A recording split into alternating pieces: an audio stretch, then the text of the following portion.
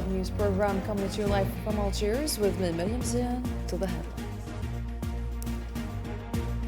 Dozens of martyrs and wounded in new horrific Israeli massacres in Gaza.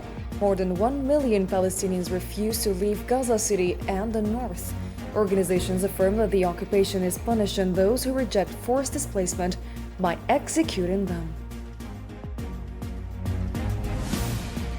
Coming up next in a message to the UN Secretary-General, the Sahrawi president stressed that the failure to firmly confront Morocco's practices has encouraged it to defy international legitimacy.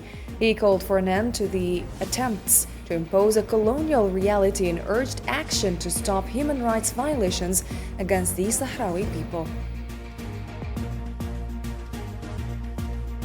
And the Kremlin said that Russia-Ukraine talks are stalled and accused Europe of obstructing them.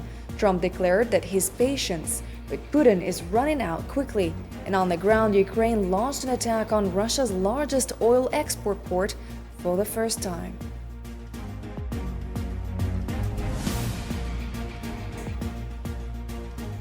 Hello and welcome back to the details of your nightly news. First, in our file, at least 59 Palestinians were martyred and dozens wounded following Israeli occupation airstrikes that targeted civilians in various areas of the Gaza Strip since dawn on Friday. Medical sources from Gaza hospitals reported that 56 civilians were killed by Israeli gunfire, or at least 59 in airstrikes, which struck displaced persons and aid seekers in the south, the north and center of the Strip early Friday amid intense bombardment.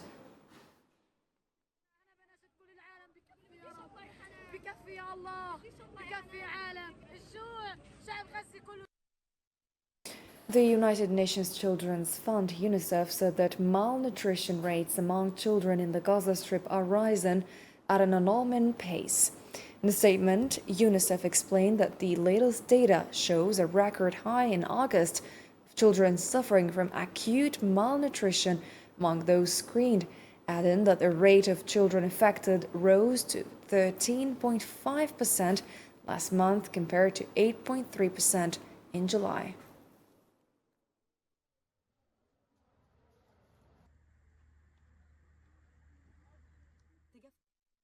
The government media office in Gaza stated that more than 1 million Palestinians reject the forced displacement from the northern part of the Gaza Strip to the south.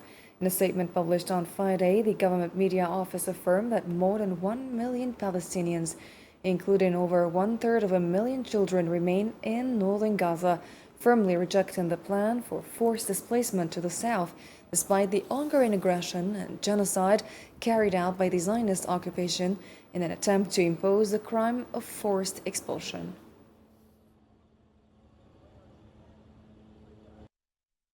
We affirm that more than 1 million Palestinian people, including over 1/3 of a million children, remain steadfast in Gaza City and its northern areas, holding on to their land, homes, and possessions. They categorically reject the plan for forced displacement to the south, despite the ongoing barbaric aggression and genocide being carried out by the Israeli occupation in an attempt to impose the crime of forced expulsion. The occupation has declared that this displacement will be final, with no return to Gaza City and its northern areas, a crime that violates all international laws. The Euro-Mediterranean Human Rights Monitor said Friday that Israel is depriving civilians in the Gaza Strip of all means of life and punishing those who refuse displacement with mass executions. In the statement, the Monitor explained that the occupation is deliberately pursuing a scorched earth policy in Gaza City to force civilians out through firepower, noting an escalation of mass killings of civilians, the destruction of what remains of the city's buildings, and the obstruction of relief efforts there. Israel is relying on a scorched earth policy to forcibly and intimidate hundreds of thousands of residents and displaced persons in Gaza City to evacuate. This is being carried out through mass massacres of civilians, the extensive destruction of the remaining residential buildings, and the complete obstruction of humanitarian response efforts. This results in depriving civilians of the basic means of survival and makes the rejection of forced displacement a deliberate and systematic act of mass extermination. And among the thousands of Palestinian children in the Gaza Strip whose limbs were amputated by the Israeli entity through its ongoing genocide, only a very small number have been able to continue their treatment outside the Strip. Usama Ayadi has the report. Innocent childhood dreams have faded, replaced by painfully simple wishes, no longer related to toys or returning to school, but rather simply to a medical trip. These are the amputee children of Gaza. Thousands of Gazan children lost limbs after losing their loved ones in barbaric, merciless war imposed on them by the Zionist occupation forces. Some of them are the sole survivors of their families during Zionist raids that leveled homes to the ground and ended the lives of parents, sisters, brothers, and in many cases erased entire families from civil registers. However, some of the innocent children have survived with a shattered leg or an amputee hand. The burns were clear on his face. His hand had been amputated since the strike. We took Omar from the place without a hand. His leg was bleeding. God prevented it from being amputated. I feel he is nervous. His voice is loud. He screams. He's afraid to fall asleep. Thousands of children are living the same conditions. Their childhoods were robbed by the occupation. Stories of this kind happen every day in every corner of the Gaza Strip, where children lose parts of their bodies forever. I was just sitting on a chair, then suddenly everything turned red, exploded, and I fell on the ground. When I heard the missile, I found myself on the ground. The chair fell off me. I flew and fell off the ground. Gaza women bear the pain of genocide trying to build a life for their children. They suffer from disability and amputation in a daily struggle for survival. Every mother in Gaza lives the pain of her children twice, once for the catastrophic health condition and the second for not being able to help. The tragedy of Gaza's children is embodied in its most horrific form. They lost their limbs and with them their dreams to lethal weapons that turned their lives into hell. Despite the pain, innocence tries to find a space for joy. The Palestinian Media Center reported on Friday that widespread arrests have taken place with more than 1,000 Palestinians detained in the occupied West Bank governorate of Tulkarem amid calls from its governor for international intervention. The governor of the town of Tulkarem, Abdullah Naail, confirmed in a statement that the Zionist occupation launched a large-scale aggression on Tulkarem and called on the international community to assume its legal and moral responsibilities and to take urgent action to stop these violations and provide protection for the Palestinian people.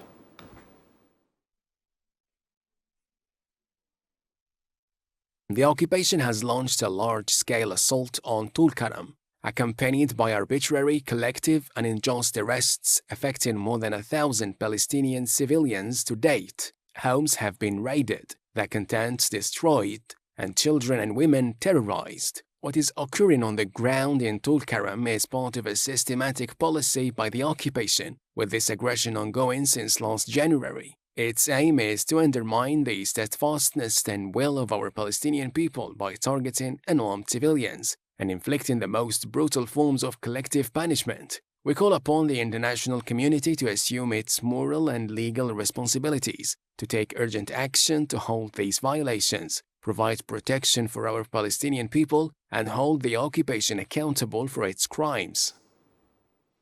The United Nations General Assembly voted by an overwhelming majority on a declaration outlining concrete, time-bound, and irreversible steps toward a two-state solution between the Israeli entity and the Palestinians ahead of a meeting of world leaders. The 7-page declaration is the outcome of an international conference held at the UN last July.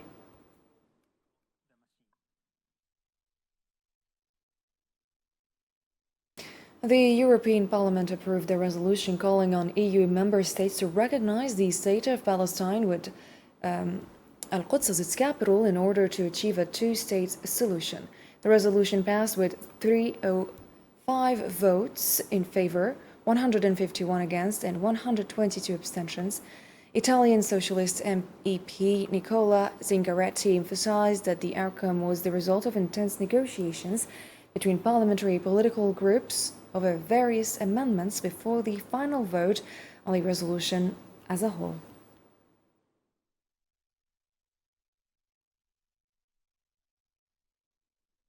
And CNN reported that U.S. President Donald Trump will meet today, Friday, with Qatari Prime Minister Mohammed bin Abdulrahman Al Thani at the White House. The American channel said the Qatari Prime Minister will discuss with Trump the Israeli attack on Doha as well as the status of negotiations with Hamas.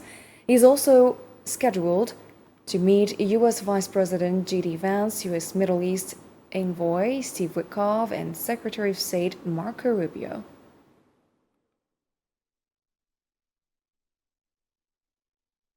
And in other news, Western Sahara has called on the United Nations to act firmly against what it described as grave violations by the Moroccan occupation in the territory.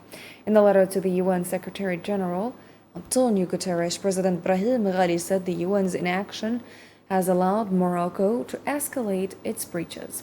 He stressed that member states are obliged under international law not to take any steps that would reinforce the illegal occupation of Western Sahara.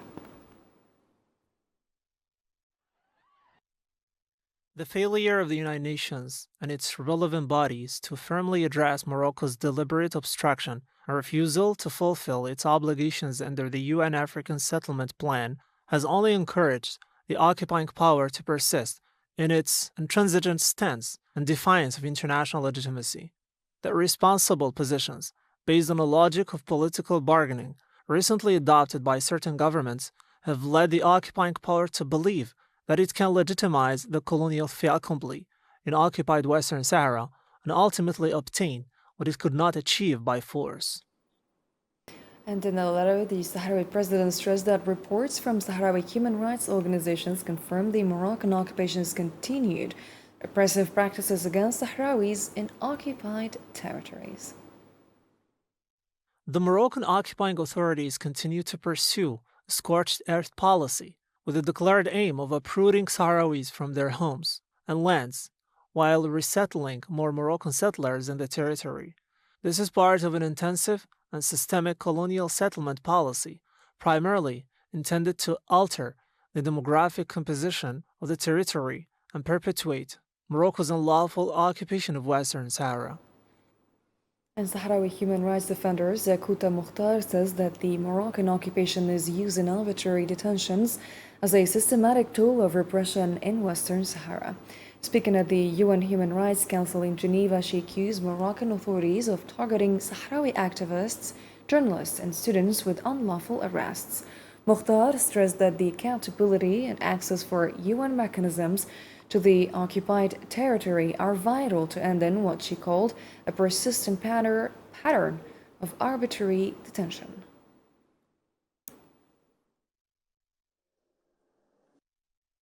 Short-term undocumented detentions are being used to intimidate Sahrawis and silence peaceful dissenting voices.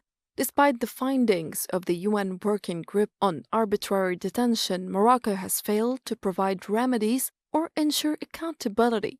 The situation in Western Sahara clearly reflects the global concerns raised by the High Commissioner for Human Rights about the shrinking civic space and the targeting of human rights defenders worldwide. Accountability and ensuring access for UN mechanisms to the occupied territories are essential to prevent arbitrary detention from continuing as an unmonitored tool of political repression in Western Sahara.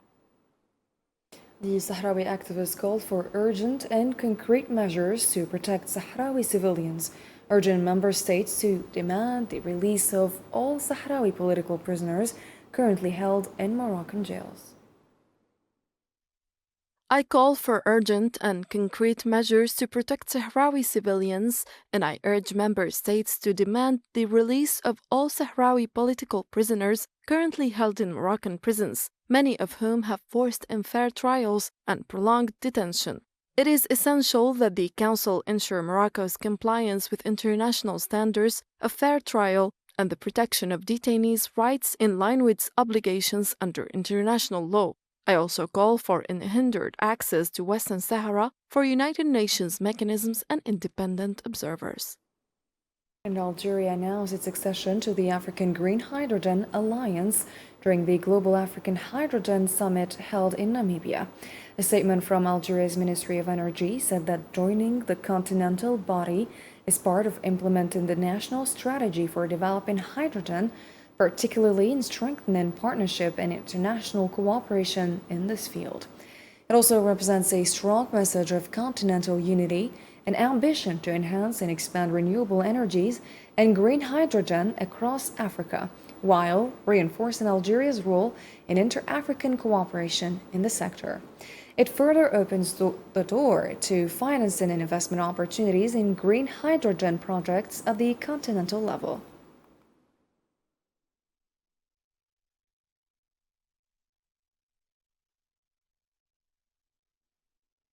As you have followed in our headlines, Sudanese medical sources announced that at least 13 Sudanese were killed and others wounded in an artillery bombardment by the Rapid Support Forces on Al Fasher, North Darfur. In a statement Friday, the Sudan Doctors Union confirmed that RSF deliberately shelled civilians in the Nusrat neighborhood and the central market of Al Fasher, killing 13 civilians, including 4 children, and injuring 21 others who were transferred to the southern hospital. The source added that this latest attack is not an isolated one, but part of a series of repeated and systematic assaults on Al Fasher for more than a year.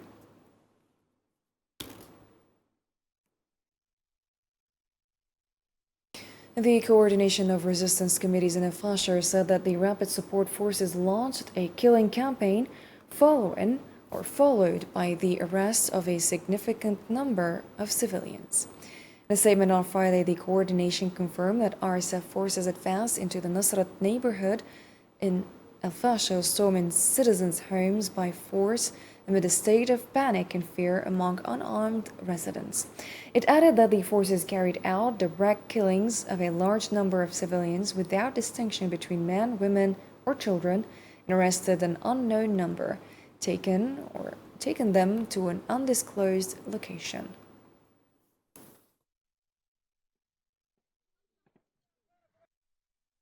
In a scene that reflects the scale of the tragedy facing the city of Al Fasher, the Nusrat neighborhood in the north of the city witnessed, on the morning of yesterday, during clashes and fighting, an incursion by militias into residential areas. They stormed citizens' homes by force, causing panic and fear among unarmed residents. According to testimonies from residents of the northern neighborhoods, the militias carried out direct killings of a large number of civilians inside their homes and in the streets, without distinguishing between men, women, or children. They also arrested an unknown number of civilians and took them to an undisclosed location. Still in Sudan, the United Nations reported that 25 million people in Sudan, or half of the country's population, are suffering from acute hunger and renewed its calls for an end to the conflict. In a press conference on Friday, UN Secretary General spokesperson Stéphane Dujarric confirmed that a lack of funding has forced the World Food Programme to withdraw support from its areas it can reach. He noted that the program only has enough resources to support 4 million people per month, or just 1 in 6 people in need of assistance. And on the ground, we continue to reiterate our calls for an end to this conflict that has left 25 million human beings acutely hungry. That's nearly half of the population of Sudan. And now, for the first time, funding shortfalls are forcing the World Food Programme to pull back support in areas where we do have access. As you know, there are many areas where we do not have access. The International Organization for Migration reported that most displaced Sudanese have been forced to return to areas lacking basic necessities of life, where services are virtually non-existent. In press statements on Friday, the head of the IOM mission in Sudan, Mohammed Rifat, confirmed that the lack of funding in the areas where the displaced have sought refuge creates a challenge for UN humanitarian agencies and the IOM, which are required to choose between a person suffering and another on the brink of death, especially in areas such as Darfur and Kordofan, where providing services is a priority for UN agencies. لكن معظم العائدين بيعودوا إلى أماكن تفتقر إلى But most returnees return to areas that lack the basic necessities of life, such as health, water, food, and education.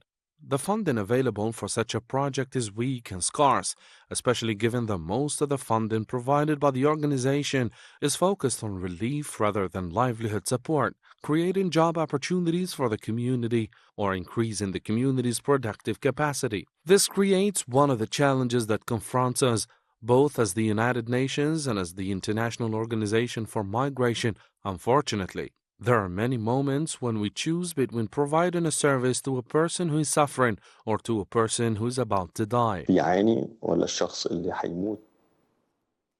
And the Kremlin said on Friday that there had been a stalemate in the peace negotiations between Russia and Ukraine and accused European countries of obstructing a process to which Moscow remains open.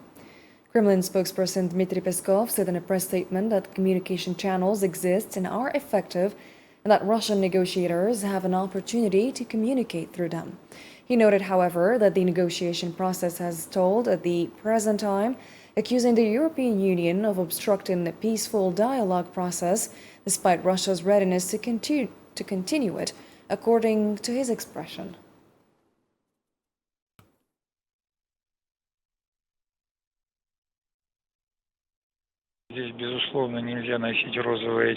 Of course, one cannot look at things with optimism and expect the negotiation process to yield quick results. I would probably remind you of the words of President Trump, who also said that at first he believed everything could be resolved in an instant, but then realized that more time was needed.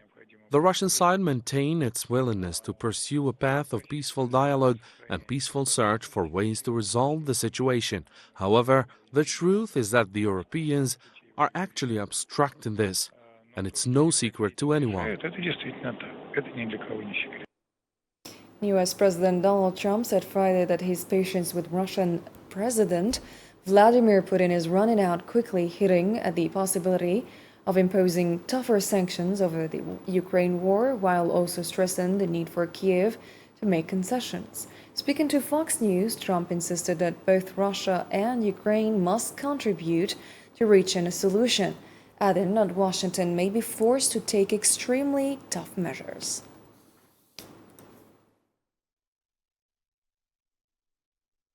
The European Union decided Friday to extend sanctions imposed on hundreds of Russian officials and entities accused of supporting Russia's war on Ukraine, according to AFP, citing diplomatic sources.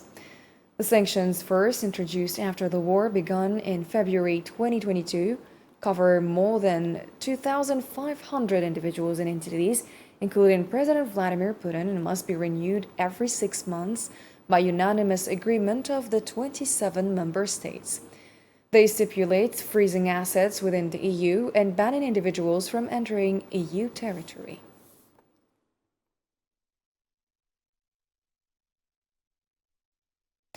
And Russia denounced Denmark's plan on Friday to host a Ukrainian arms manufacturer that produces long-range missile fuel, stressing that this move will increase the risk of escalation and lead to further bloodshed in Ukraine.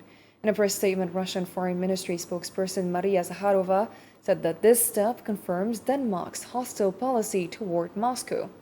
She described this as a risk and says that this confirms Copenhagen's aggressive military approach aimed at undermining efforts to resolve the crisis in Ukraine through political and diplomatic means.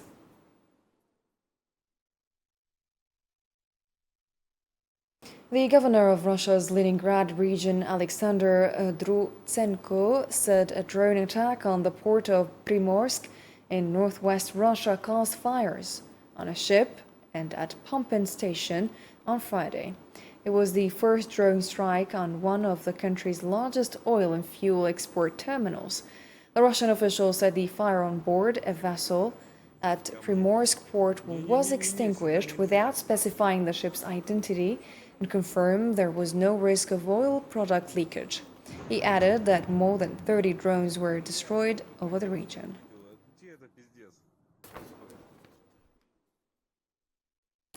And more international news with our own Hosam Barkan.